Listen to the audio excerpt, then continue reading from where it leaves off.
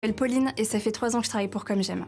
Vous imaginez, vous, pouvoir mincir en mangeant du bœuf bourguignon, des tomates farcies ou du couscous? Chez Comme J'aime, nous avons adapté les recettes préférées des Français pour en faire des plats minceurs. C'était un sacré challenge, mais on a réussi. Avant de faire Comme J'aime, j'avais 15 kilos de plus. J'ai perdu 37 kilos avec Comme J'aime. Testez une semaine, c'est gratuit. Appelez le 0800 03 03 03 0800 03 03 03 ou rendez-vous sur commej'aime.fr. commej'aime.fr. Sensation de muscles durs comme du bois, comme de la pierre? Granion décontractant musculaire. Pour mener la vie dure aux contractures. Demandez conseil à votre pharmacien. Pas d'inquiétude, monsieur. Juliette sourit parce qu'elle est en pleine forme. Et c'est grâce à Gérimax. Gérimax active l'énergie par son dosage optimal en ginseng GGE, vitamines et minéraux. Et ça fait envie. Gérimax active l'énergie, stimule les seniors, booste les étudiants et les sportifs. Gérimax en pharmacie. Constipation occasionnelle, Dulcolax. Le comprimé agit la nuit pour un soulagement dès le lendemain matin. Ou le suppositoire pour un soulagement en moins de 30 minutes. Le soir Dulcolax, le matin relax. Médicament réservé à l'adulte en complément d'une alimentation équilibrée et d'une bonne hygiène de vie. Si vous saignez lors du brossage, vous souffrez peut-être des gencives, ce qui peut conduire à des problèmes plus graves. Dites stop. Essayez le dentifrice Parodontax. 4 fois plus efficace contre la plaque dentaire, Parodontax aide à arrêter le saignement des gencives. Dites stop au saignement des gencives. Parodontax, dispositif médical.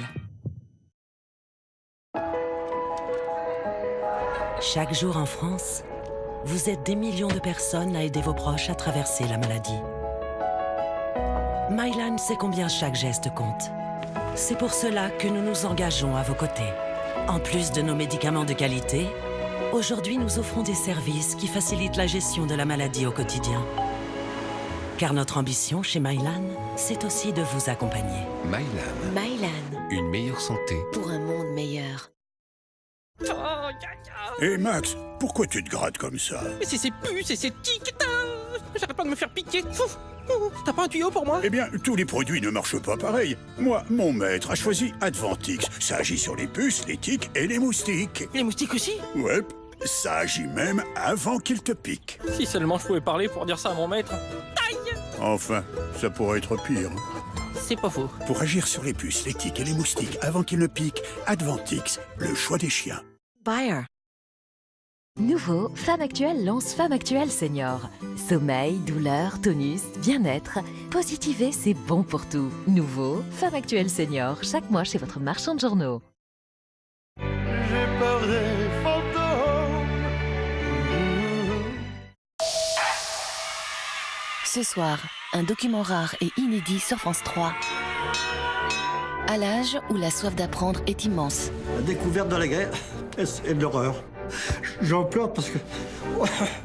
À l'âge où la famille est le plus rassurant des repères. Maman a dit, mes enfants, faut que je parte. Et tu t'occuperas bien de tes petites sœurs. À l'âge de l'insouciance. Attends, si j'ai oublié mon âge, ce que j'ai vu est tellement épouvantable que je suis forcément plus une petite fille. Ils ont vu, vécu et entendu ce qui les a changés à jamais. On ne se débarrasse pas d'un lessivage de cerveau. J'ai des cauchemars toutes les nuits. 80 ans après, ils témoignent et c'est intact. Inédit, la guerre des enfants, ce soir à 20h55 sur France 3. Tous nos programmes sont à retrouver sur France.tv.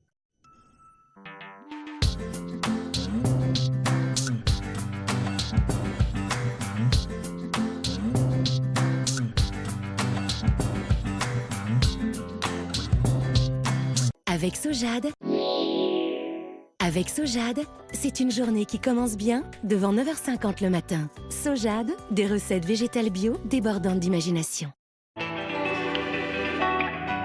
France 3 Centre Val-de-Loire.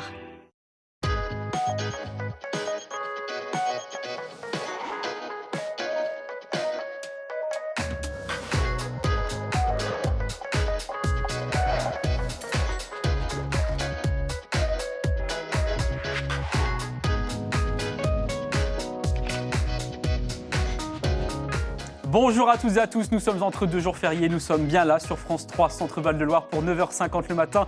Votre rendez-vous quotidien, c'est un plaisir de vous accueillir et c'est un plaisir évidemment d'être en compagnie aujourd'hui de Charlie et Nordine et notre invité du jour aussi. Bonjour à tous les trois. Ça va bien Charlie? Ça va très bien. Ce matin on va faire du sport extrême. Est-ce que vous avez envie de vitesse? Oui. Eh ben, on va monter jusqu'à 150 km/h. On vous a pas dit oui, mais on va vous... Oui, mais j'en suis persuadé. On n'a même pas eu le temps de répondre. À bord d'un aéroglisseur, on a un club d'aéroglisseurs chez nous, à 11 dans le Loir-et-Cher. Et c'est très très fun à faire. Alors c'est aussi très fun le jardinage, mais c'est moins extrême évidemment. Mais il faut quand même malgré tout, Nordine, vous allez nous le dire, avoir les bonnes postures. C'est ça, et puis pouvoir aussi s'échauffer, adopter des exercices spécifiques au jardinage qui vont pouvoir prévenir les blessures et puis qu'on fasse prendre du plaisir encore un maximum. Ça, c'est très important, évidemment. Le jardin est un loisir que beaucoup de Français pratiquent. Et puisque l'on parle de cela, eh bien, nous irons à Ingrane, dans le Loiret, à l'arboretum des Grandes Bruyères, avec une impressionnante collection d'arbres et d'arbustes. 7 collections botaniques sont reconnues par le Conservatoire des collections végétales spécialisées. Nous en parlerons et nous en présenterons quelques-unes. Magnolia, chêne, épicéa ou encore cyprès. Tout cela avec vous. Donc, Marie Deguet, vous êtes chargée de développement et de communication dans cet arboretum. Exactement. Et on terminera cette émission avec de la danse orientale et l'association Takassim avec une très jolie démonstration sensuelle et envoûtante. Mais avant cela, elle, c'est la plus belle des fleurs de 9h50 le matin, c'est Héloïse que l'on va rejoindre à Saint-Germain-des-Prés, non pas à Paris, mais dans le Loiret, bien entendu, où là aussi, justement, nous allons parler d'arbres et de bois. On voit quelques troncs derrière vous. Bonjour Héloïse. Bonjour Jérémy, bonjour à tous. Alors vous savez que généralement je m'amuse bien tous les matins, mais alors ce matin je pense que ça va être particulièrement fun comme vous avez dit tout à l'heure. Alors ce ne sont pas des troncs mais des bûches à côté de moi et effectivement on va partir de ça aujourd'hui pour fabriquer ça. Ça, c'est un dé de jeu et c'est la spécialité de la maison ici, la spécialité d'Aline et de Christophe Bétoul qui se sont lancés en 2012 dans une super aventure, c'est-à-dire qu'ils ont quitté leur vie professionnelle et ils se sont dit, tiens, si on fabriquait des jeux en bois, alors on les imagine, on les invente, on invente les règles du jeu. Et puis, pour aller jusqu'au bout du processus, je dirais, de fabrication, eh bien, on fabrique tout ça dans l'atelier, on scie des morceaux de bois, on les taille, et à la fin, on a de super jeux très très beaux, évidemment, parce qu'ils sont en bois, et en plus, ils sont en bois local, 100% loiretain, et on va évidemment vous montrer tout ça, on va vous parler justement de comment on les fabrique, et avec quel état d'esprit on les fabrique ici. Ça va se passer dans l'atelier, qui est pas très très loin de moi. Vous devez entendre les machines qui sont en train de tourner. Et puis, je vous donne surtout rendez-vous dans un tout petit instant dans la boutique. C'est là qu'on va vous présenter justement toute leur création. Donc, à tout de suite. Merci Héloïse, à tout de suite. En tout cas, ce décor de petite maison dans la prairie vous va à merveille, avec cette roulotte que l'on a pu apercevoir en arrière-plan. Oui. J'ai pas du tout entendu votre question, Jérémy. C'est pas grave, Héloïse. En tout cas, ça nous fait bien rire, mais on se retrouve dans une poignée de secondes. Vous la répéterez dans quelques instants, notre chère Laura Ingalls. Charlie, vous avez toujours de jolies références, bien entendu, et surtout des belles découvertes à partager avec nous, puisque ce matin, ça va glisser. Vous avez déjà fait du bateau? Voilà, plus ou moins. L'été, vous en profitez. On va vous dire oui, parce que tout à l'heure, on voulait qu'on vous dise oui. J'attends le oui. Eh ben, un aéroglisseur, c'est pas vraiment un bateau, c'est plutôt un gros Zodiac. On va voir quelques images. Un gros Zodiac qui peut aller jusqu'à 150 km/h. Imaginez un petit peu la vitesse. Et surtout, ce Zodiac n'a pas de frein. Donc n'en cherchez pas, il n'y a aucun frein. Ça s'appelle un aéroglisseur qui a la particularité, et pas des moindres, d'aller presque partout. Sur l'eau, sur le sable, sur la terre, sur un lac gelé. Et surtout, la vraie particularité, c'est que cet aéroglisseur peut survoler la surface du sol à environ 1 cm, 2 cm, grâce à cette hélice qu'on voit juste derrière. Cette hélice envoie, alors c'est en fait un moteur d'ULM, envoie beaucoup d'air sous la coque, qu'on appelle une jupe dans le jargon de l'aéroglisseur. Et c'est donc cet air qui fait survoler, tout simplement, l'aéroglisseur. Mais qui a eu l'idée de faire justement ce bateau qui survole la surface? Alors, ça ne date pas d'aujourd'hui, il faut remonter à 1877. C'est un ingénieur britannique qui a eu cette idée, il avait cette folle envie, ce rêve de survoler l'eau. Et pour ça, il a décidé de prendre une boîte en bois, une boîte traditionnelle. Il a fait un trou dans cette boîte, il a envoyé beaucoup d'air et il s'est aperçu que cette boîte se soulevait. C'est la naissance de l'aéroglisseur. C'est comme ça que ça a commencé. Et on peut en faire chez nous, Nordine et Marie, si ça vous intéresse. Vous l'avez testé, hein, Charlie. Alors, Vous savez où on le pratique, en Oui, tout cas. il y a 4 clubs en France, donc il faut les chercher, mais chez nous, on a de la chance, effectivement. À 11 dans le Loir-et-Cher, on peut pratiquer l'aéroglisseur. En fait, ce club propose des baptêmes tout au long de l'année. On peut se renseigner. Si vous souhaitez le faire, c'est tout à fait possible. Hein. Vous vous renseignez directement pour pratiquer l'aéroglisseur. Il y a une petite difficulté, ça veut dire que si vous avez envie de faire de l'aéroglisseur chez vous, c'est possible. Il faut avoir un grand espace, un grand étang par exemple. Il faut mettre Dans un petit peu l'arboretum, d'argent. ça risque d'être un peu compliqué, hein, parce qu'il y aura beaucoup d'obstacles. Ouais, ça ça va être un peu compliqué. Il faut mettre un petit peu d'argent, entre 3 et 6 000 euros pour se procurer un aéroglisseur, pour faire ça chez soi dans un domaine privé. Si vous voulez le faire dans un espace public, pour ça, il faut un permis bateau, puisque depuis quelques années, l'aéroglisseur appartient à la Fédération française de motonautique. C'est un peu bizarre parce que c'est pas vraiment un bateau, mais voilà, c'est comme ça. En tout cas, on peut en faire dans un espace public en ayant un permis bateau. Et pas dans son jardin, parce que sinon ça détruit totalement, on l'a vu, hein, la pelouse. Hein. Ouais. Mais franchement, c'est fun. Regardez, par contre, ça peut être dangereux. Hein. C'est assez violent, il faut avoir un bon gainage, hein, Nordine. C'est certain. Il n'y a pas de démonstration à deux? On ne peut pas le faire en binôme Si, il existe des aéroglisseurs à 2, on peut le faire en duo. Super. Donc allez vous renseigner donc, avec ce club d'Aéroloire, hein, c'est le club Aéroloire, www.aéroloire.free.fr. Franchement, c'est très bien encadré.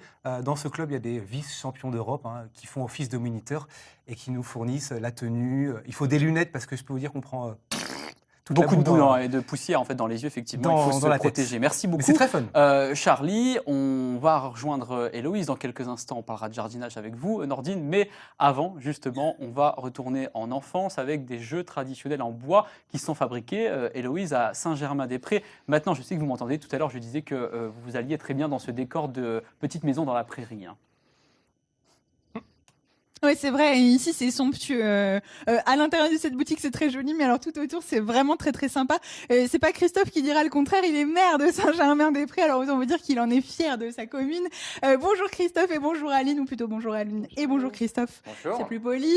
Merci de nous accueillir ici. On démarre cette émission là parce que c'est ici qu'on peut voir vraiment toute votre œuvre, en tout cas. Votre œuvre, en tout cas, tout a commencé par ce jeu-là, en fait, par Ovedia, c'est ça? L'Ovedia. Ovedia qui veut dire horizontal, vertical, diagonal. C'est un jeu d'alignement de 4 billes de la même couleur, type puissance 4. D'accord. Voilà. Et ça, c'est le premier jeu dans lequel vous vous lancez en 2012. Ouais. Vous démarrez ça en 2012, mais pourquoi vous vous lancez là-dedans au départ? Qu'est-ce qui vous a pris? Parce que vous avez un peu tout plaqué pour ça. On a un peu tout. On a quitté en tout cas les boulots qu'on avait avant. On voulait faire quelque chose ensemble. On avait plein d'idées. On a pensé à tenir un restaurant, faire pas mal de choses. Et puis on s'est dit les jeux en bois, on a vu pas mal de trucs. On s'est dit ça peut être sympa de remettre ça un peu au goût du jour. C'est vrai qu'en 2012, quand on est parti, qu'on a dit on va fabriquer des jeux en bois et on va en vivre, il n'y a pas grand monde qui croyait en notre projet. Maintenant, ACB Jeux tourne bien, se porte bien. On a pas mal de créations, on a développé pas mal de nouveaux jeux, on reprend des jeux anciens, type jeu de la grenouille qui est derrière. Donc ça veut dire quoi? Vous regardez ce qui a pu exister à une époque qui n'existe plus éventuellement? Vous inventez des choses aussi?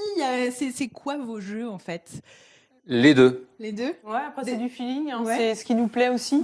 Donc on va soit développer une gamme ou alors reprendre des jeux qu'on aime bien. Ou des souvenirs d'enfance aussi un peu? Non? Non, c'est plus des recherches sur certains jeux qui ont pu exister à des moments, qui ont marché, ou des créations, hein, tout simplement. Nous, notre cœur de métier, c'est vraiment les jeux de réflexion. On verra tout à l'heure, on découvrira le triple 7, le fermer la boîte, d'autres jeux. On va les regarder maintenant, ils sont juste ici en fait. Donc ça démarre avec Ovedia. Fermer la boîte, c'est un peu votre best-seller, quoi, en fait. Voilà, un jeu qui est très ancien, donc qui a un peu plus d'une centaine d'années. Donc un jeu de comptoir et un jeu pour apprendre à compter aux enfants aussi. Ah oui. Donc, parce que vous, votre but, c'est quand même de faire des jeux, en tout cas ici dans votre boutique, de proposer des jeux aussi. Pour tout public. En fait, on a une gamme qui va de la naissance, donc grâce à l'artisanat du Jura. Oui. C'est-à-dire que vous, là, tout ce qui est autour de nous, vous ne fabriquez pas tout. Non, on s'est encadré en fait d'artisans du Jura parce qu'on ne peut pas tout fabriquer. La semaine ne dure pas assez longtemps. Parce qu'il faut fabriquer et il faut aller vendre. Mais il faut arrêter de jouer en fait. Il faut arrêter de jouer. Non, mais on joue tous les week-ends avec les gens, avec notre clientèle. Donc c'est pas désagréable. Non, c'est pas désagréable. Et donc effectivement, vous êtes allé chercher ce que vous n'arriviez pas à faire vous ici. Chez d'autres experts du bois qui sont les Jurassiens, le jouet en bois, c'est un peu. On est allé au cœur du à la source en fait du jeu. Du jeu en bois. Et pour le reste, je dirais, vous créez, vous imaginez, Voilà. ou vous on reprend réinventez des anciens jeux. C'est ça. Donc ça, effectivement, c'est super pour apprendre, enfin pour compter. Pour apprendre à compter aux enfants, à partir de 5 ans à peu près. Et puis après, c'est un jeu de bar, un jeu de comptoir, un jeu d'estaminet.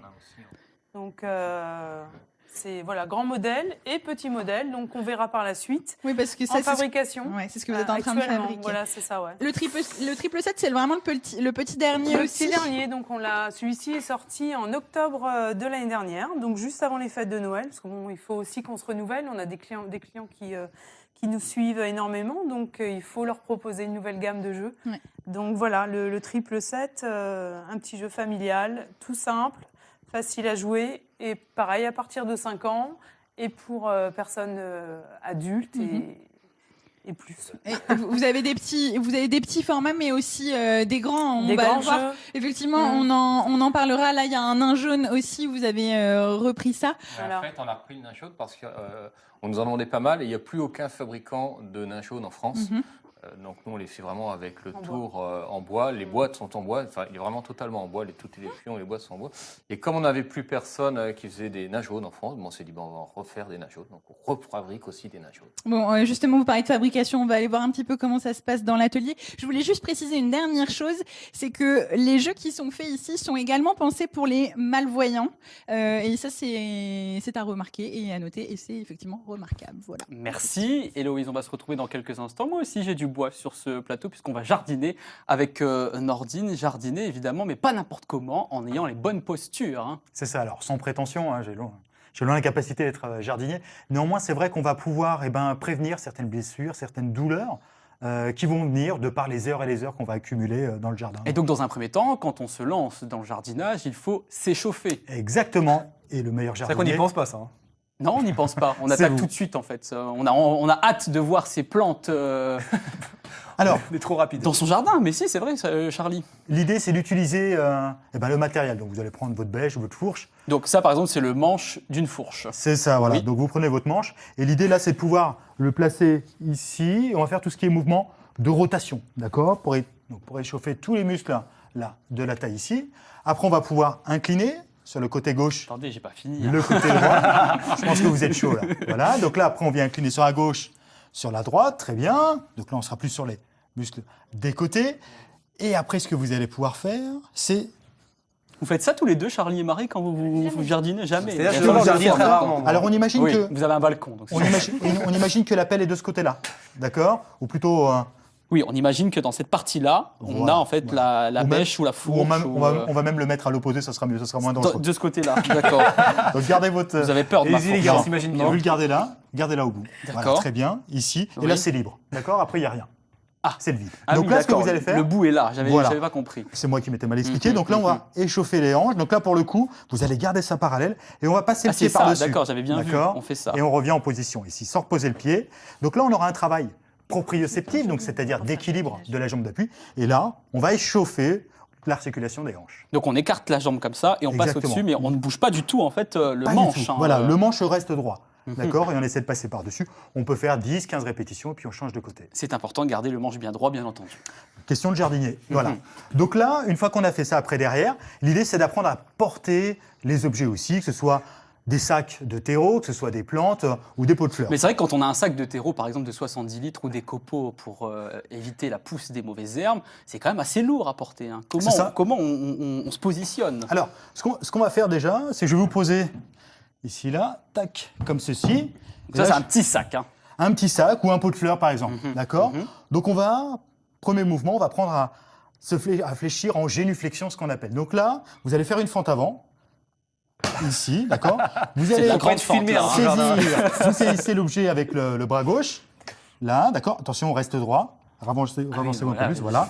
Très bien ici. Vous prenez appui avec votre main droite. Ah, on met le genou au sol en fait là. Quasiment, j'exagérais, mais là, voilà. D'accord. On prend appui avec la main droite ici. Oui. Vous saisissez l'objet, d'accord? Et après, vous poussez sur cette jambe-là en prenant appui sur la main. Et on se redresse. Voilà. D'accord. Et après, on va pouvoir avancer et garder le buste droit. Oui, donc il faut s'imaginer par exemple qu'on prend le pot de fleurs en fait sur le côté. En fait, là, on fait attention à ce que le buste reste bien droit. C'est-à-dire que je suis ici, comme ça. Tac, voilà, je fléchis, tout reste droit, je saisis et je m'en vais. Ok. D'accord. Deuxième posture, on peut faire ce qu'on appelle à l'aborigène. Alors là, vous allez... C'est exotique quand même avec le jardinage. À l'aborigène, alors là, on la connaît tous, cette position-là. On vient saisir, on vient écarter les pieds ici. Et là, tac, je viens saisir l'objet en gardant le buste droit. Le poids reste proche de mon corps. Alors, on y va, on prend de l'espace, voilà.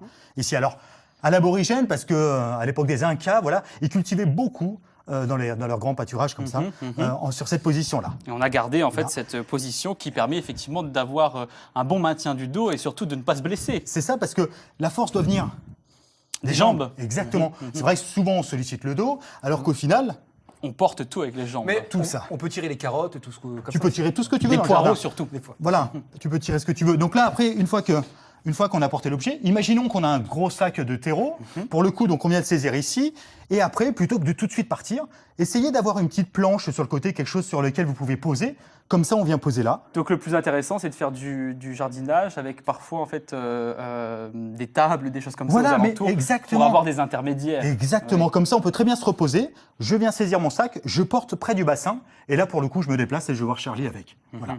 Et pour le poser, même chose, on va éviter de poser quelque chose qui est au-delà de l'axe des yeux. D'accord. À partir du moment où parce qu'on se met en difficulté finalement quand on attrape des choses en hauteur. Hein. C'est ça, ou qu'on va chercher quelque chose sur un arbre, qu'on vient fixer quelque chose sur un arbre. Automatiquement, si jamais c'est plus haut que l'axe des yeux, il faudra une petite marche pour pouvoir le poser et faire en sorte qu'il y ait un alignement entre le poignet, le coude et l'épaule. Très bien, merci beaucoup Nordine. Avec grand plaisir. On va s'arrêter là, c'est parfait. Marie, vous qui êtes justement dans l'arboretum des Grandes Bruyères, les jardiniers que vous pouvez observer, parce que vous êtes à la communication, ils ont les bonnes postures comme ça? Alors, le coup de l'aborigène, ils le font, c'est sûr, mais alors le coup de la fente, ils ne le font pas. Enfin, j'ai jamais vu après. Vous allez pouvoir enseigner maintenant justement cette posture-là, puisque vous avez tout compris, on l'espère en tout cas avec... Pour les poireaux, un petit coup à la fois. Merci beaucoup Nordine, restez avec nous, on va rejoindre Héloïse, qui ce matin est à Saint-Germain-des-Prés dans le Loiret, et qui depuis tout à l'heure nous plonge dans nos souvenirs d'enfance, parce qu'on a l'impression que c'est assez rare aujourd'hui, mais il existe encore bel et bien des fabricants de jouets en bois. C'est un secteur aussi qui connaît un regain d'activité parce que les gens sont de plus en plus fascinés par les jeux en bois. La preuve, ACB Jeux se portent bien et ils sont très fiers justement du chemin parcouru jusqu'ici. Vous avez une invitée qui est de l'arboretum des Grandes Bruyères. Eh bien, nous, on connaît des gens de l'arboretum des Bars, qui n'est pas le même. Mais alors pourquoi, Christophe, on les connaît ces gens? Pourquoi vous les connaissez bien? C'est vrai on travaille depuis le début avec eux. On a la chance d'avoir l'Arboretum national des Bars qui est à côté, qui est un des plus bels arboretums de France. Ouais. Tous les arboretums sont beaux, mais celui-là est particulièrement grand. Et on a la chance d'avoir dans cet arboretum pas mal d'essence. Donc on a du bois qui vient de l'Arboretum des Bars, on a du bois qui vient d'autres endroits, bien évidemment. Ouais. On travaille que du bois du Loiret et de l'Yonne, principalement du Loiret, bien évidemment, avec tout un tas d'essences assez folkloriques et assez sympathiques. En fait, nous, notre métier, on travaille le bois brut, on ne peint rien. Donc, tout reste vraiment naturel. Donc, il vous faut une super qualité d'emblée, quoi. Il faut une belle qualité. Il faut surtout des essences qui soient belles à regarder, comme le séquoia qui est ici, qui est très rose. Là, c'est vrai que... Là, vous m'avez fait une belle palette quand même sous mes yeux. C'est quand même très, très joli. Il y a plein de couleurs différentes. Effectivement, le séquoia en rose. Oui, là, on a de l'albizia derrière. Ça ? Oui, ça c'est de l'albizia. Ça c'est super beau aussi. Et là on a de l'if, du pêcher. Donc le pêcher, on n'explique pas. Alors le pêcher c'est ça? Oui, ça c'est du pêcher. Donc un fruitier, hyper beau. Un bois très lourd. Ouais. Après on a des bois plus noirs comme les noyers d'Amérique, donc les noyers nordemans, les chênes rouges. C'est ce qui est ici? Ouais, après là-bas on a du févier, on a de l'aulne. De l'aulne, ça c'est de l'aulne? Ça c'est de l'aulne, oui. Alors on n'a pas de bois vert, puisqu'ils sont, je vais les chercher après pour faire les numéros. Donc en bois vert, on a principalement de l'acacia. Oui. Du sumac, qui est un arbre qui a des belles chandelles rouges, et puis du maclura, qui sont des essences vraiment qui poussent dans la région, qu'on ne connaît pas trop, mais c'est une chance extraordinaire d'avoir ces essences comme ça. Ça, c'est du platane qui est très maillé, qui est super joli aussi. C'est super beau. Bah oui, ça, il n'y a rien à faire. Hein. Quand on le regarde comme ça, c'est parfait. Ouais. Ah ouais, super. Alors, il y a encore un peu de travail dessus avant de faire des numéros. Oui, mais c'est sûr. Mais donc, on part de planches brutes. Comme on peut avoir là, comme vous avez vu sous l'atelier, vous étiez tout à l'heure, on part de branches brutes qu'on va couper donc sur la scie, qu'on va raboter, dégauchir, puis poncer, couper, sérigraphier. et puis percer pour finir par monter les jeux. En fait. Ouais, c'est vraiment, vous avez la fabrication, mais vraiment de A à Z, quoi. On vous donne les troncs, vous taillez dedans et... Oui, on nous donne plus, enfin les planches plus que les troncs, mais Ouais. oui, on part de planches et après on fait tous les jeux qu'on peut faire. Sachant que c'était pas votre métier de base à vous. Non. Mais donc vous arrivez à travailler toutes ces essences, elles sont donc très différentes en couleur, mais j'imagine aussi en maniabilité aussi. Maniabilité, oui, on peut pas tout faire avec tous les bois, notamment on prend des essences très fibreuses comme les peupliers, on peut pas faire des numéros parce que la fibre fait glisser les forêts. Ouais. Après, il y a des bois qui sont très durs, qu'on peut pas forcément poncer, comme les sumacs. Enfin bon, c'est chaque bois a sa particularité. Et ce qui est regrettable à la télé, c'est que vous n'avez pas les odeurs aussi, parce que chaque bois a vraiment une odeur très atypique, et c'est toujours un bonheur de travailler tous ces bois-là. Vous vous êtes cassé les dents un petit peu au départ, à mon avis, avec toutes ces essences. Vous avez dû essayer plein de trucs, voir que bon, pour certains on pouvait faire comme ça, pour d'autres plutôt comme ça. Oui, en fait, on a au départ, c'est vrai on travaillait que 4-5 essences. Et puis, avec le temps, on a découvert de nouveaux bois, on a découvert des nouvelles scieries, comme Montcresson d'Arode, qui nous ont proposé des bois assez originaux. Et donc, on a trouvé ça super joli de faire nos jeux avec des dégradés de couleurs tout à fait naturels, voir ce qu'on avait dans la nature, ce qu'on pouvait faire. On a trouvé ça magnifique. Et donc, on a fait rentrer le plus d'essence possible. Et quand on trouve une essence qu'on ne connaît pas ou un bois qui a un veinage très particulier, on est heureux comme tout. Oui, mais je me doute. Allez, on attaque un petit peu, parce que Allez. moi, je vous fais pas papoter, mais au final... Alors attention, les oreilles. Moi, je vais mettre mon casque, parce que on va Ça vous fait un rendre peu de l'antenne bruit. comme ça. On va vous faire le bazar sur le plateau, tellement ça va faire du bruit. Non, c'est tolérable quand même.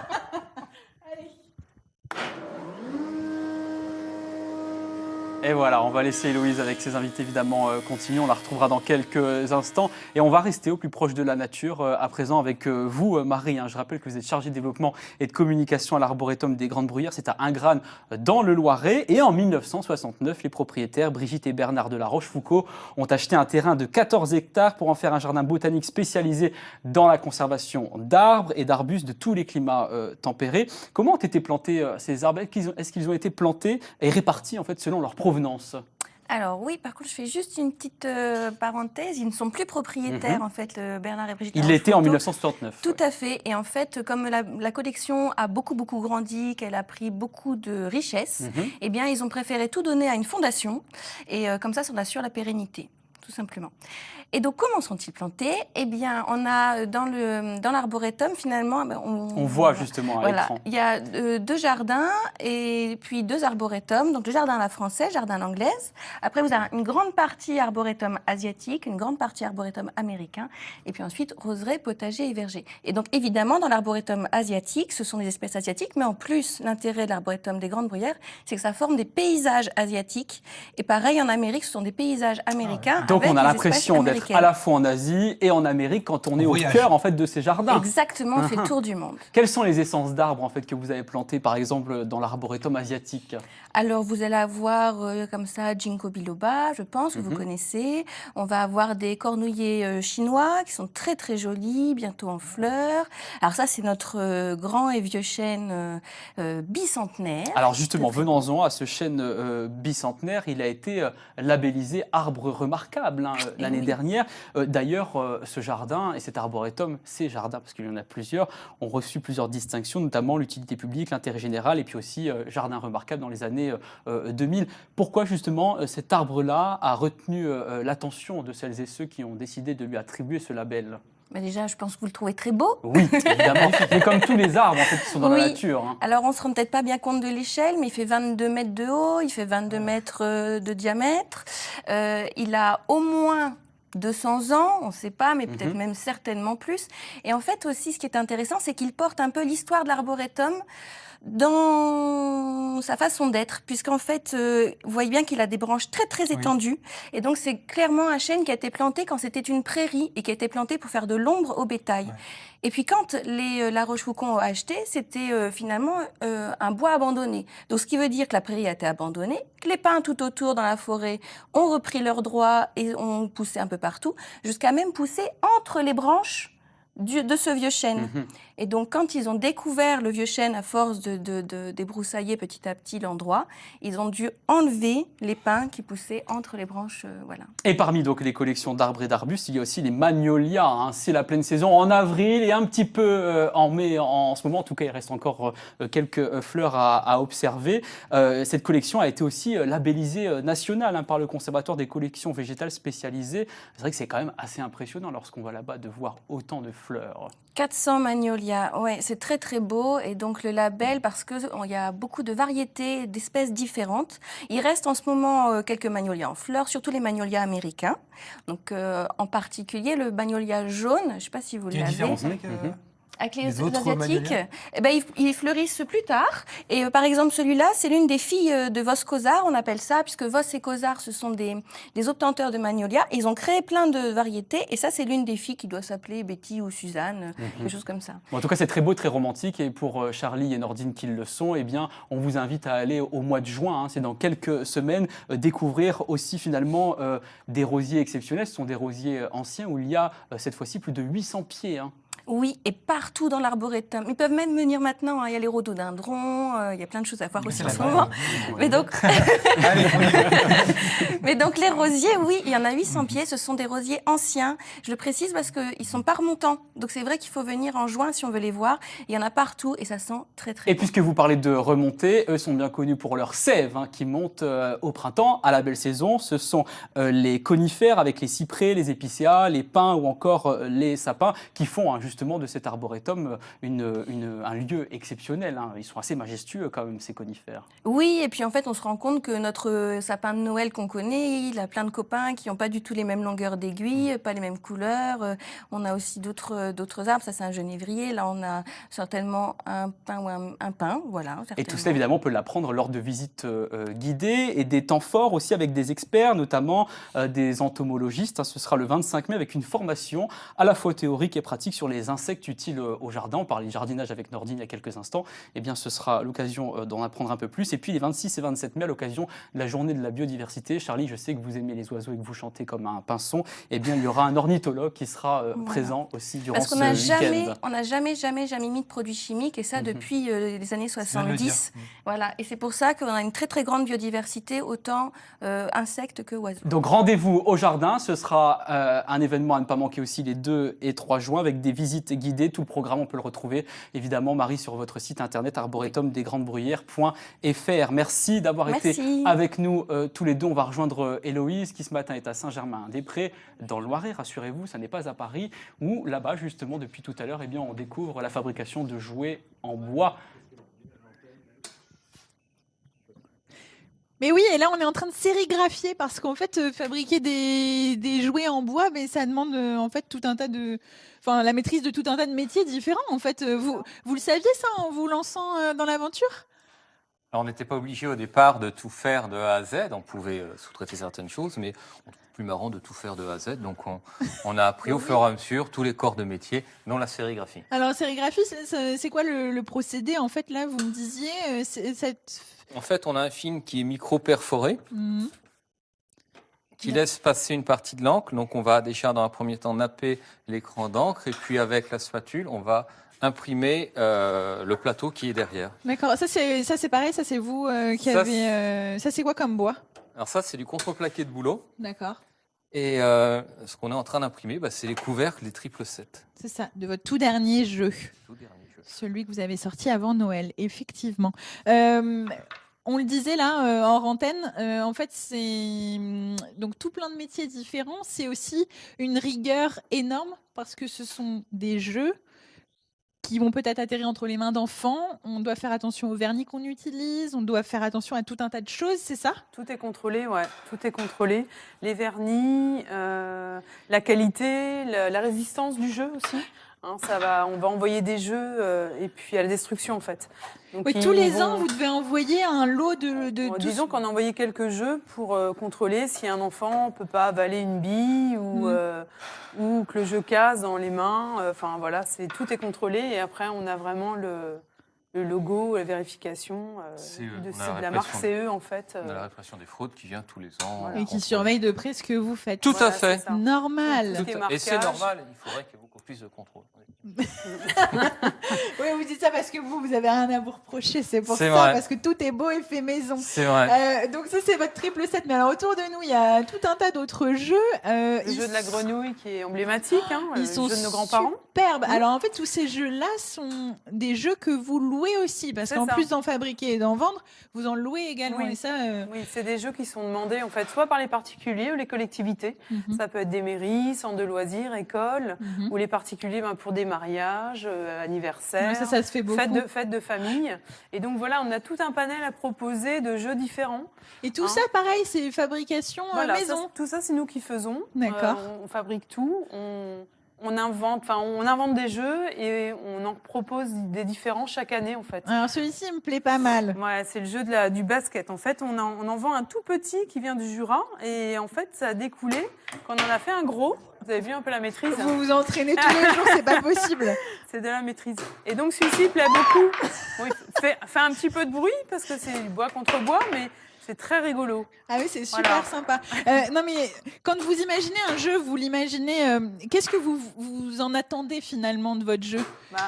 Après, il faut qu'il soit utilisé par le plus de monde possible, donc du plus petit au plus Donc, grand, faut que ce soit plus âgé. compréhensible par exemple, Voilà, les que règles. ce soit bon. facile à utiliser, mais en règle générale, le jeu en bois est facile à utiliser. Ouais. Donc voilà, il faut qu'il soit joli aussi. Ouais. Hein, il faut que ça soit esthétique. Ça, c'est aussi notre devise, d'avoir des beaux jeux.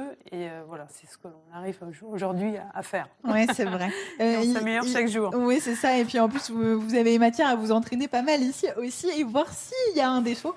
Vous pouvez l'expérimenter par vous-même. Merci beaucoup. ça. Aline, on vous retrouve dans quelques instants. Christophe continue la sérigraphie. Puis nous, on va s'échauffer un petit peu. Je crois qu'on a quelques jeux qui nous attendent. Merci Héloïse, je rappelle que vous êtes à Saint-Germain-des-Prés dans le Loiret et non pas dans un quartier de Paris, mais nous d'ailleurs, on va aller à Paris, au musée du Louvre qui s'est associé au Metropolitan Museum of Art qui propose une grande exposition dédiée à Eugène Delacroix jusqu'au 23 juillet et parmi les 180 œuvres, eh bien, il y en aura un tableau du musée des Beaux-Arts de Tours. Ce tableau, on va le découvrir grâce à un échange entre la conservatrice du musée des Beaux-Arts de Tours et puis un jeune garçon. Voici donc Il était une œuvre de Benoît Bruère.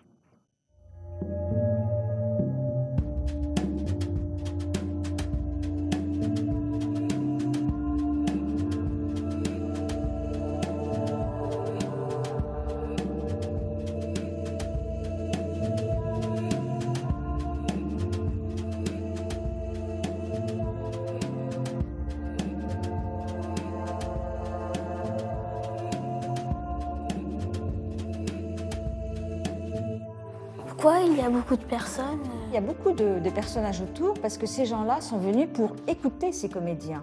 Voilà. Et ces comédiens, en fait, ils passent de ville en ville, de village en village pour jouer justement de la musique. Alors, comme tu le dis, il y a beaucoup de monde. Et quand on regarde en détail ces personnages, qu'est-ce qu'on voit? Il y a des personnages au centre, deux personnages principaux, avec un qui est en train de jouer d'un instrument de musique. C'est une sorte de luth, mais en fait c'est un instrument de musique marocain qu'on appelle une mandorle. Et puis on peut imaginer que le personnage qui est là au milieu, avec cette grande tunique noire, va peut-être jouer dans quelques instants du tambourin.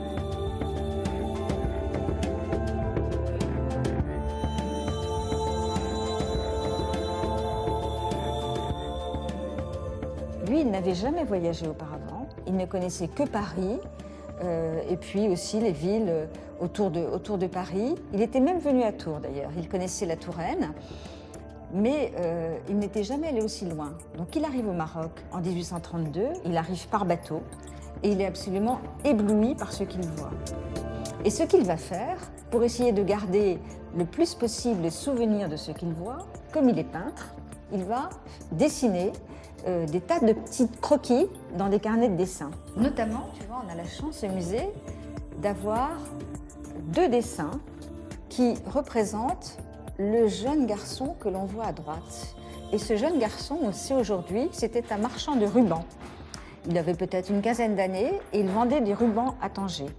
Donc il va dessiner un tout petit croquis au crayon de papier qui fait peut-être 7 cm de haut.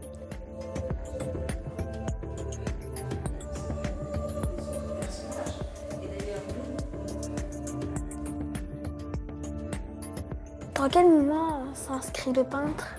Alors Delacroix en fait est un artiste romantique et à partir du moment où il a séjourné au Maroc, il est devenu artiste orientaliste puisque le Maroc à cette époque était en fait un pays d'Orient. Les Parisiens qui eux n'avaient pas la chance de pouvoir effectuer ces grands voyages, ils étaient absolument séduits par ce qu'ils voyaient, par ces tableaux. C'était une époque, il ne faut pas l'oublier, où il n'y avait pas par exemple la photographie. On ne connaissait pas la photographie. Alors comment pouvoir avoir une idée de la manière dont les choses se déroulaient dans ces pays qui étaient quand même très loin? Eh bien, par ces tableaux, finalement, on avait des images qui représentaient finalement le quotidien de tous ces gens qui vivaient très très loin de Paris. Et ça a intéressé énormément les Parisiens.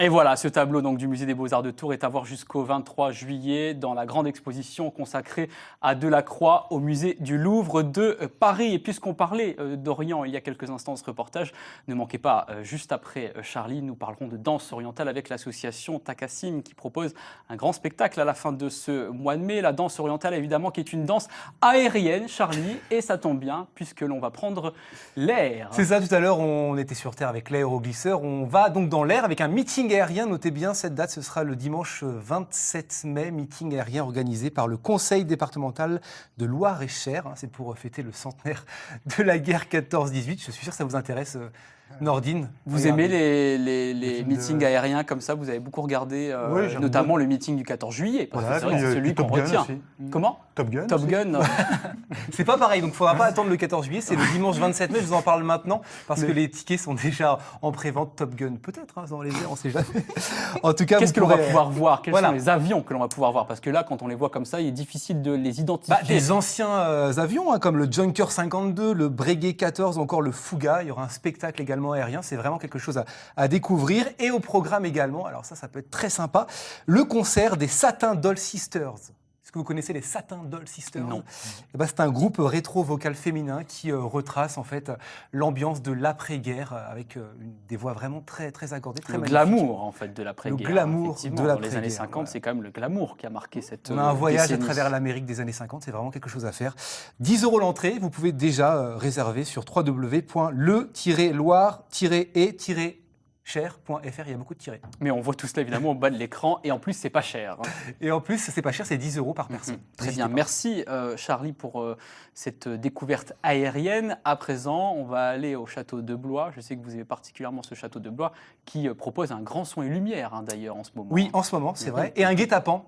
Un guet-apens royal, ça vous tente, Nordine? J'aime bien les guet-apens. Je suis très guet-apens. Ça aussi, c'est une nouveauté au Château Royal de Blois. Alors, ça a commencé le 28 avril, ce sera jusqu'à samedi 13 mai. Dépêchez-vous, ce sont les derniers jours. C'est une ambiance un peu spéciale. Vous connaissez ce principe d'escape game. C'est à la mode, ça vient du Japon. On a 60 minutes pour se sortir d'une pièce avec plein d'indices. Là, la pièce est gigantesque, 160 mètres carrés. On est en fait dans une salle du château avec le décor à l'ancienne. On est plongé au XVIe siècle, en 1588 précisément. Le roi Henri III prépare l'assassinat du duc de Guise. Et nous, finalement, on va devoir déjouer tout ça avec des coffres qui sont installés sur la table au milieu de la salle. Il faudra trouver des indices pour résoudre les énigmes avec les clés. C'est vraiment formidable. C'est à faire avec les enfants. C'est ça vous jusqu'à tente, samedi. ça, Marie? Ouais. Oui. Ça, les jeux, moi j'aime bien, je veux bien. Nordine? Faut que je sorte de la salle. Très bien. D'accord, vous avez l'air convaincu quand même quand vous dites ça. Vous pouvez y aller avec des amis entre 10 et 12 joueurs et ça coûte 25 € par personne. Nordine, vous nous invitez? Voilà, une occasion évidemment de découvrir ou de redécouvrir Le ce château de ouais. Blois au patrimoine exceptionnel. Vous parliez de jeux, Marie, en tout cas merci d'avoir été avec nous tous les deux. On parle de jeux depuis tout à l'heure avec Héloïse qui est à Saint-Germain-des-Prés dans le Loiret. Et ça y est, à présent vous allez jouer avec quelques boules, Héloïse. Oui, alors Alors ça, c'est un jeu qui est super sympa. On a déjà un petit peu avancé en vous attendant. Donc, je pense qu'Aline va me mettre ma pâtée. Parce qu'à mon avis, avec la chance que j'ai, je vais tout faire tomber. C'est quoi ce jeu? Le jeu du relax ou le jeu du suspense. Mais dites donc, c'est là, un on peu peut jouer vache à de le 4. mettre là, Ouais. ce truc-là. Disons que ça peut être vous qui l'a fait tomber, quoi. Bah oui. Après, il y en a qui sont, voilà, il faut arriver à tout doucement. Et là, hop, ça D'accord. va pas tenir. Donc j'ai fait tomber, je ramasse. D'accord. Voilà. Et à Voilà. la fin, en fait, il faut avoir mis toutes ces... C'est celui qui a plus de boules dans plus de billes dans son compartiment qui a gagné. D'accord. Voilà. Sauf qu'en fait, d'accord, voilà. Donc en fait, Voilà. plus on en met et Voilà. plus ça, Après, plus ça s'étale. Il y a des personnes qui sont moins délicats et qui font tout tomber. On dira pas que c'est la faute du caméraman, qui est un peu brutal. Donc il y a le pastrap qui est très connu. Oui. Voilà. Donc là, on commence avec 5 palets chacun. Ouais. Et le but, c'est donc on pose le palet sur l'élastique comme ça, et il faut arriver à les passer dans la trappe. Et il faut plus Je en peux avoir pousser dans les son vôtres camp. Voilà. Et c'est celui-là qui en a plus dans son Vous êtes trop compartiment entraînée, Aline, je peux qui plus a jouer gagné. avec vous. Ah, j'ai pas fini encore. Hein. Voilà, Oui, donc on ça, peut- c'est des jeux très excitants. Enfant, adulte, il n'y a aucun problème. Complètement. Et ça, alors, c'est Et donc quoi? là, on a le range ta chambre. Range ta Donc, chambre. on peut jouer jusqu'à 4 personnes. D'accord. On a 2 bâtons qu'on utilise pour essayer de retirer les petits objets qu'on a dans sa chambre pour l'emmener Dans le la camp chambre adverse. de l'autre. Voilà. Et celui-là qui n'en a plus qu'à gagner. D'accord. Donc là, c'est vraiment un jeu de patience aussi. Il faut arriver à tout emmener de l'autre côté. D'accord, Ce oui, qui puis n'est on pas peut, forcément toujours plein, évident. on peut mettre plein de petits Voilà. objets finalement Donc, différents. Voilà, des anciens jeux de cubes qu'on a retrouvés là. Là, ça permet de réutiliser. Alors c'est vrai que vous vous entraînez pas mal, enfin vous faites surtout beaucoup de démonstrations en fait. Voilà, parce que... on fait des animations sur la demande de collectivités. D'accord. Donc on peut venir avec 10 jeux, 20 jeux, selon le nombre de personnes qui est attendu. Donc une fête de village, un mariage, peu importe. Enfin, ça Vous n'avez peut pas être- déjà fait aussi des EHPAD ou des choses comme ça? Vous n'êtes pas allé justement montrer un peu EHPAD, vos jeux? Oui, j'ai joué, j'ai emmené une dizaine de jeux dans une maison de retraite il n'y a pas très longtemps, en février, là, à Courtenay. Et donc, disons que pour les personnes qui sont âgées, c'est toujours agréable pour eux de retrouver des anciens jeux qu'ils ont connus à l'époque, Oui, puis comme le jeu de la stimulant aussi, grenouille. je pense, Ouais, ouais. c'est ça. Et puis des jeux simples, faciles à utiliser, donc maniables pour eux. Donc voilà, c'est quelque chose qui est très agréable. Et on avait un centre de loisirs qui était avec nous. Ouais. Donc c'était très bien le mélange enfants Des générations, avec etc. les personnes âgées. Ouais, c'était très très bien. D'accord. Donc animation, démonstration, évidemment, ça vous faites très souvent. Vous faites beaucoup de salons aussi. C'est ça, beaucoup de salons, beaucoup d'expositions pour vendre nos jeux. Ouais, on va à la rencontre de notre clientèle. Donc ça peut être des salons bio, ça peut être des fêtes des plantes.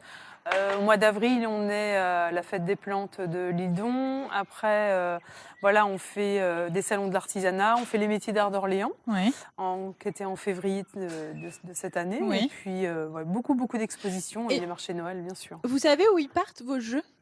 Ils partent partout en France? Partout en France, ouais. J'expédie, parce qu'on a un site internet, donc acbjeux.fr, et on expédie partout. Ça part dans le sud, dans le nord, partout. Particuliers, entreprises. Et vous vous attendiez à un tel engouement? Ça, c'est le billard hollandais. Le billard hollandais, qui est très connu aussi. Oui, est-ce que vous vous attendiez à un tel engouement finalement quand vous vous êtes lancé là-dedans? Pas du tout, on ne savait pas du tout à quoi ça allait aboutir. On a, disons, mis toute notre énergie et puis aujourd'hui, on est très content. Au bout de 6 ans, ça marche bien, on aboutit à quelque chose. Et vous avez encore plein d'idées pour plein d'autres choses?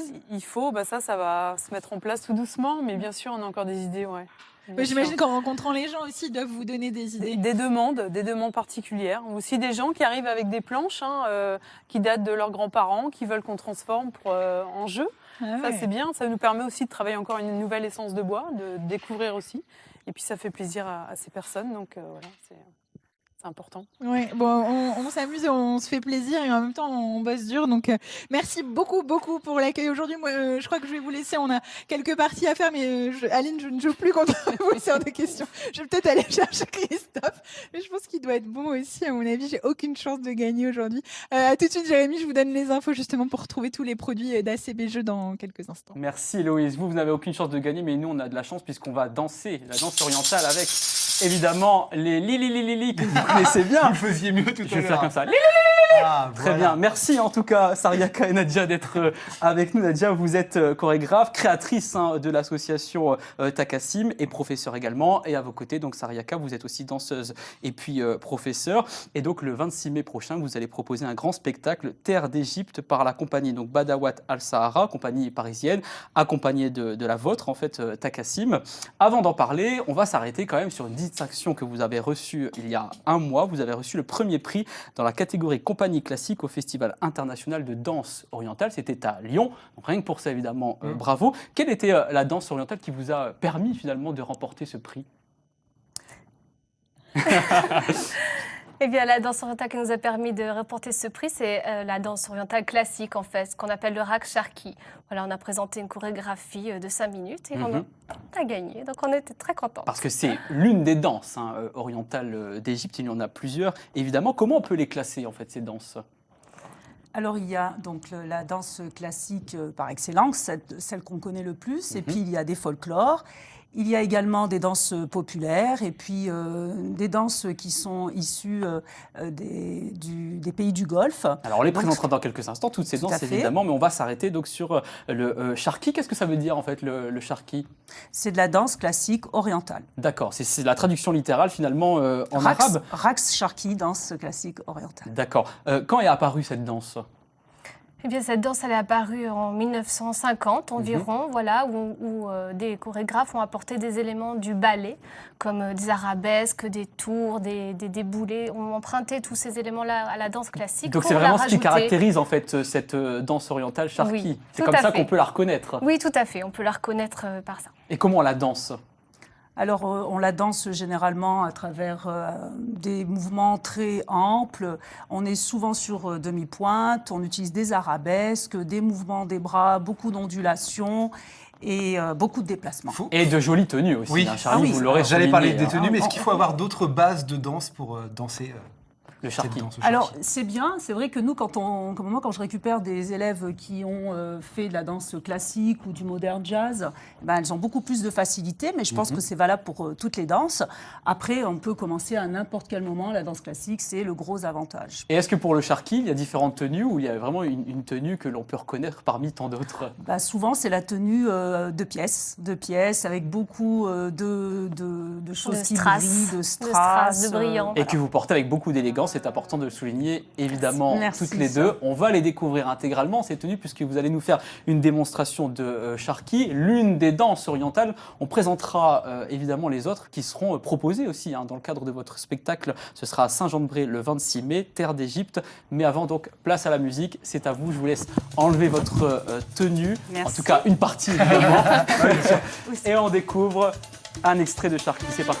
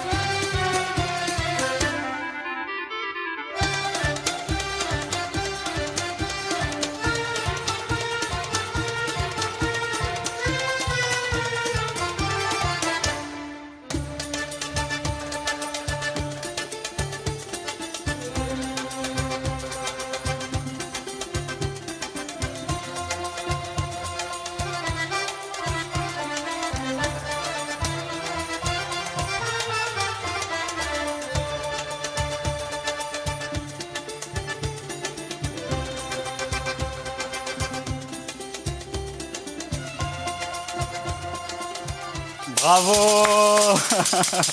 Merci à toutes les deux, je vous invite à reprendre votre place. Donc, c'est l'une des danses, comme on le disait tout à l'heure, qui sera à découvrir lors de votre spectacle Terre d'Égypte. On va évoquer les danses folkloriques, notamment que vous citiez il y a quelques instants, Nadia, parce qu'il y en a plusieurs, des danses folkloriques, notamment le Saïdi. Oui, tout à fait. Donc, Saïdi, que vous allez retrouver à l'occasion de ce spectacle qui se tiendra à Saint-Jean-de-Bray.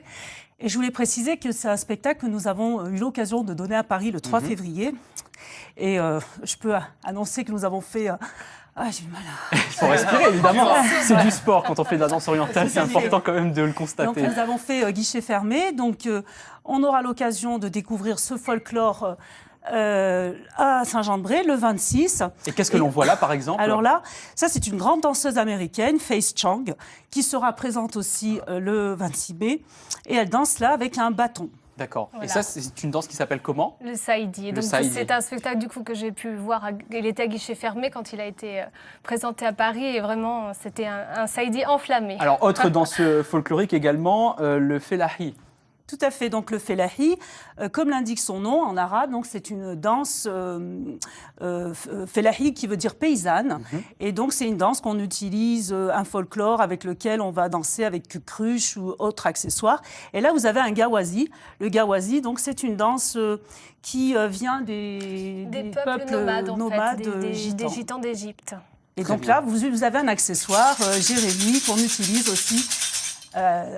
Dans le cadre de ce folklore. Très bien. Et l'ensemble de ces danses donc, seront à découvrir dans votre spectacle Inter d'Égypte. Ce sera le samedi 26 mai à partir de 19h30 à la salle des fêtes de Saint-Jean-de-Bray avec donc à la fois la compagnie Badawat Al-Sahara et puis la vôtre, évidemment, comme je le disais tout à l'heure, Takassim. Merci d'avoir été avec nous. Restez jusqu'à la fin. On va rejoindre Héloïse une dernière fois qui est à Saint-Germain-des-Prés dans le Loiret ce matin dans cette entreprise qui fabrique des jouets traditionnels en bois et que l'on a pris plaisir à découvrir, Héloïse. Oui, alors on vous l'a dit pendant l'émission, il y a un site internet qui est très bien fait, qui s'appelle acbjeux.fr. Vous pouvez trouver un petit peu tout ce qui se fait ici, évidemment. Vous pouvez venir à la boutique qui est ouverte tout le temps, mais sur rendez-vous, m'a précisé Aline. Et puis, ils font plein de salons, donc il faut se renseigner. Effectivement, vous pouvez les trouver soit un petit peu dans la région, soit sur la région parisienne aussi. Et puis, l'été, ils sont à l'île de Ré pendant un mois, entre, on va dire, la mi-juillet et la mi-août. Et vous pouvez aller jouer avec eux, justement. Si, Héloïse, demain, pas d'émission parce que c'est férié, mais on va vous retrouver vendredi pour les meilleurs moments. Mais avant cela, on termine en musique dans 9h50 le matin avec la compagnie Takassim. C'est parti. Et je vais jouer aussi un petit peu avec vous. Hein. Prenez place. Avec plaisir.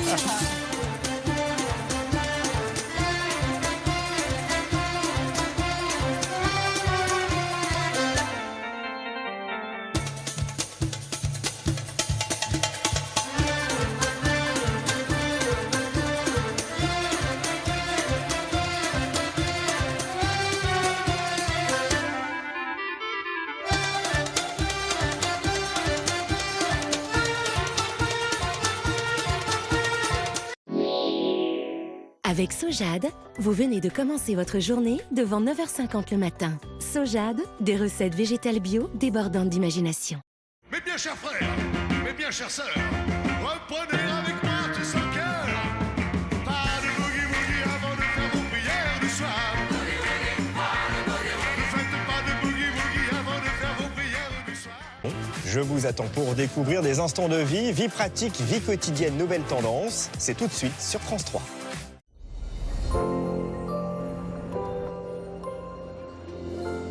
Momo, un petit café, s'il te plaît. Tiens, mon cher Fredo. Je te dois combien déjà? Comme d'hab, tu sais bien. Putain, c'est cher. C'était pas mieux du temps du franc? Bonjour à tous. Je suis Eurofort. Je défends l'euro. Et qui c'est, celui-là? Je suis là pour répondre à toutes vos questions. Ben justement, on avait l'impression que le café augmentait moins du temps du franc. Détrompez-vous, cher monsieur. La baguette, c'est comme le café. Leur prix a augmenté de 5% par an du temps du franc, mais de moins de 2% par an avec l'euro. En fait, l'euro a stoppé la hausse des prix. On en apprend tous les jours, hein. Allez, j'offre la tournée. À votre santé à tous. Allez, à la bonne vôtre. À votre santé. Merci bien.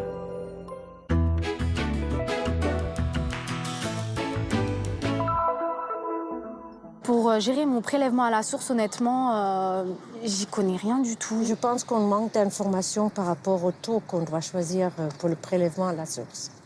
Le fait d'adapter son prélèvement par rapport à la situation peut être très avantageux parce que les personnes n'ont pas forcément le même rythme de vie. J'y réfléchirai en temps voulu, voilà. De toute façon, moi, c'est prélevé sur ma retraite. Hein. Aujourd'hui, Consomac vous dit tout sur le nouveau service « Gérer mon prélèvement à la source ». Il vous permet, si vous le souhaitez, d'adapter votre prélèvement à la source qui, pour rappel, sera mis en place dès le 1er janvier 2019. Désormais, l'impôt sera déduit de votre salaire, de votre pension de retraite ou encore de vos allocations chômage. Après la signature de votre déclaration de revenus en ligne 2018, une fenêtre apparaîtra dans laquelle on vous propose de choisir si vous voulez adapter ou non votre prélèvement à la source. Si vous cliquez sur l'onglet « Oui, je veux adapter mon prélèvement », vous serez dirigé sur le service « Gérer mon prélèvement à la source ». Vous aurez alors le choix entre plusieurs options. Vous avez jusqu'au 15 septembre pour faire votre choix. À cette date, votre taux de prélèvement à la source sera envoyé pour la première fois à votre collecteur. Vous pourrez toujours modifier vos options avant ou après cette date et tout au long de l'année. Effectivement, à la fin de votre déclaration en ligne, vous pouvez, si vous le souhaitez, adapter votre taux de prélèvement à la source à votre situation personnelle. Par exemple, si vous êtes marié et que vous avez des revenus différents de ceux perçus par votre conjoint, vous pourrez donc choisir entre le taux de votre foyer ou un taux individualisé, c'est-à-dire un taux adapté à votre situation de revenus. Quel que soit votre choix, c'est l'administration fiscale qui se chargera de transmettre votre taux à votre employeur et uniquement votre taux. Ne vous inquiétez pas, ce taux ne donne pas de véritables indications sur votre niveau de revenus. En effet, un même taux peut couvrir des situations très différentes. D'ailleurs, 90% des Français ont un taux compris entre 0 et 10%.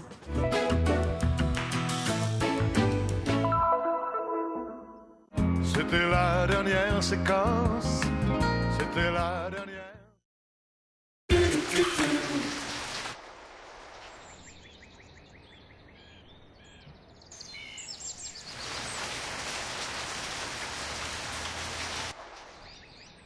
Avec Carrefour, les beaux jours sont de retour.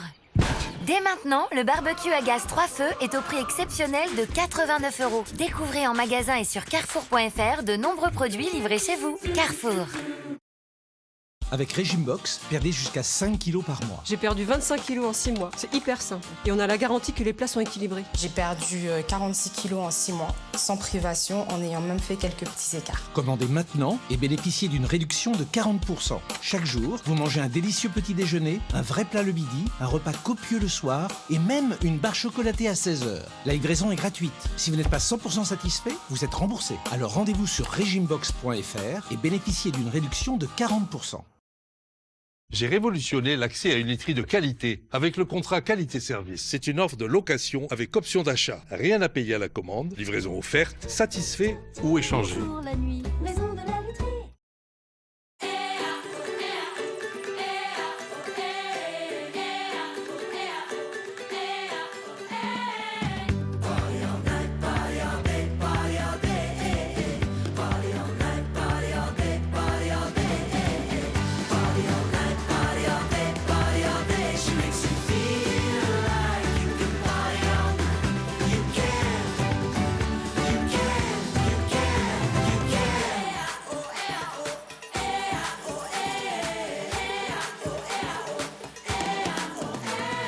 Kiabi, le bonheur vous va si bien. J'ai décidé de créer Comme J'aime, il y a 7 ans. Comme J'aime, c'est tout sauf un régime miracle. On mange normalement, c'est sain, c'est équilibré, on n'a pas faim. Et on a des coachs qui vous aident à prendre de nouvelles habitudes alimentaires. Avant de faire Comme J'aime, j'avais 15 kilos de plus. J'ai perdu 37 kilos avec Comme J'aime. Alors testez une semaine, c'est gratuit. Appelez le 0800 03 03 03 0800 03 03 03 ou rendez-vous sur commej'aime.fr. commej'aime.fr. Devenez propriétaire Ciblou pour des vacances si bien, si bleues. Quand c'est si bon, c'est Ciblou, le meilleur des vacances en mobil-home. Venez tester gratuitement votre futur mobil-home pendant un week-end. Plus d'informations sur ciblou.fr. Sensation de muscles durs comme du bois, comme de la pierre? Granion décontractant musculaire. Pour mener la vie dure aux contractures. Demandez conseil à votre pharmacien. Les verrues non traitées peuvent se propager. Les experts Scholl recommandent SOS Verrues. Il élimine par le froid la verrue à la racine. SOS Verrues est efficace en un seul traitement et bénéficie d'un système sécurisé. SOS Verrues de Scholl. Ce produit est un dispositif médical. Et dès qu'il fait beau, on a hâte de se découvrir, mais on n'est pas toujours prêt. Pour les talons crevassés, les experts Scholl ont développé la crème reconstituante K+. Sa forte concentration en urée pénètre rapidement et répare les talons fendillés pour des pieds doux et apaisés. Crème reconstituante K+, de Scholl. Si vous aimez vous faire une petite frayeur, avoir des sueurs froides, si vous aimez avoir les pétoches, les chocottes, la frousse, les jetons, bref, si vous aimez vous faire peur, vous allez être déçu. À la Banque Postale, vous n'aurez plus peur de devenir propriétaire. Découvrez la nouvelle garantie revente immobilière de notre assurance habitation. La Banque Postale, banque et citoyenne.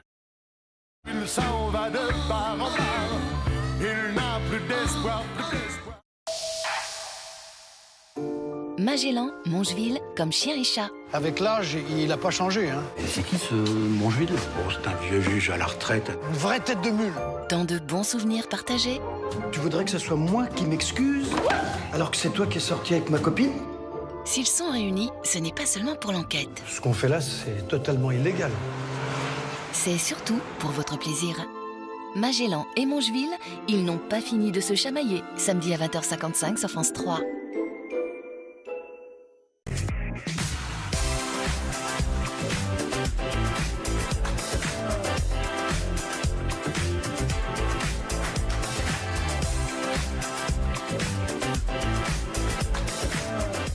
Bonjour, j'espère que vous allez bien. Ce matin, on va parler de différents sujets. On va essayer de répondre aux questions que l'on se pose dans notre vie quotidienne à travers des reportages tournés en région.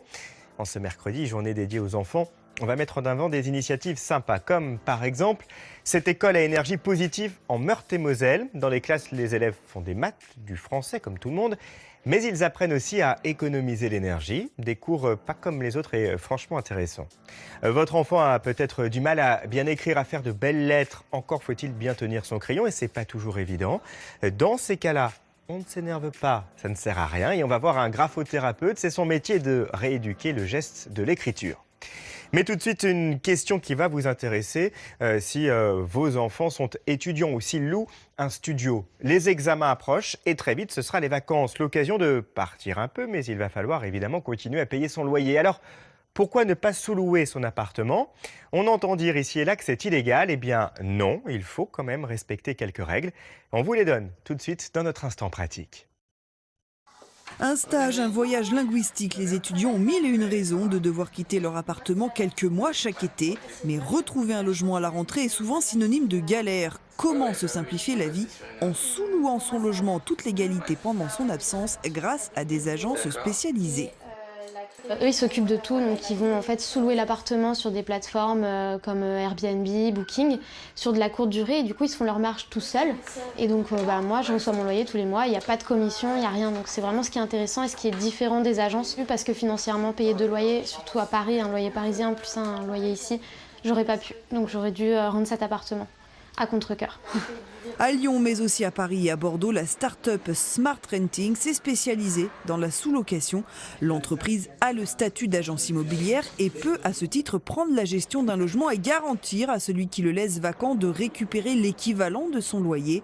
Car contrairement à ce que l'on pense, la sous-location est légale, à condition d'avoir l'accord écrit du propriétaire et de ne pas faire de plus-value. Pour l'entreprise, le marché est en pleine expansion, surtout dans les grandes villes comme Lyon. On a 125 000 étudiants sur Lyon. On a 50% de ces étudiants-là qui ont un logement.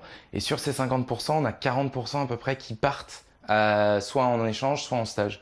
Donc on a potentiellement entre 20 et 25 000 étudiants qui vont avoir besoin de notre service en se disant « qu'est-ce que je vais faire de mon appartement ?»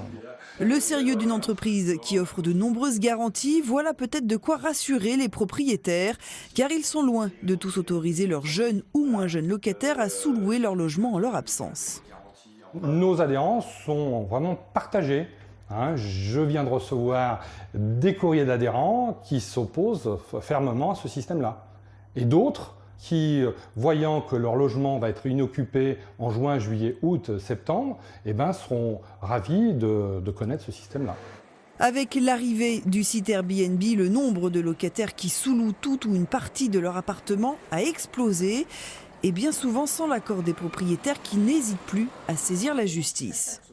Si c'est juste une location ponctuelle, d'abord les risques, il faut le dire, pour un locataire que son bailleur le découvre sont assez minces. Et dans ce cas, on peut se demander quel est vraiment le préjudice pour un bailleur. Toujours est-il que du point de vue légal, c'est interdit. Donc sur le principe, il sera tout à fait en droit de demander la résiliation du bail. La première règle à respecter est donc bien de demander l'accord écrit du propriétaire. Dans une société en perpétuel mouvement, certains ont bien compris les contraintes des étudiants et des jeunes salariés. Alors déjà, je peux comprendre que le fait de payer un loyer soit quand même une grosse charge financière. Et qu'effectivement, dans le cadre du stage de ma locataire, je comprends tout à fait que dans la mesure où l'appartement était vide, elle a eu besoin d'avoir recours à la sous-location pour couvrir les frais de la location. Et puis même, une fois de plus, moi je l'ai fait pour m'aider à payer mes vacances par exemple. Et ça fait partie du monde d'aujourd'hui et je comprends que tout le monde ait envie de le faire. Sur le site de Airbnb, la réglementation française sur ce sujet est bien indiquée, mais la plateforme n'a pas de moyen de vérifier si elle est respectée. Pour un été tranquille, mieux vaut passer par une entreprise spécialisée ou se conformer scrupuleusement à la loi. Et si vous êtes à la recherche d'un modèle de contrat de sous-location, eh bien j'ai trouvé un site qui peut vraiment vous intéresser, imogen.com. On va quitter les universités pour rejoindre une salle de classe. Et dans cette école de Meurthe-et-Moselle, les élèves apprennent, en plus des matières classiques, à économiser l'énergie. Alors, ils font des calculs savants, ils multiplient les tests.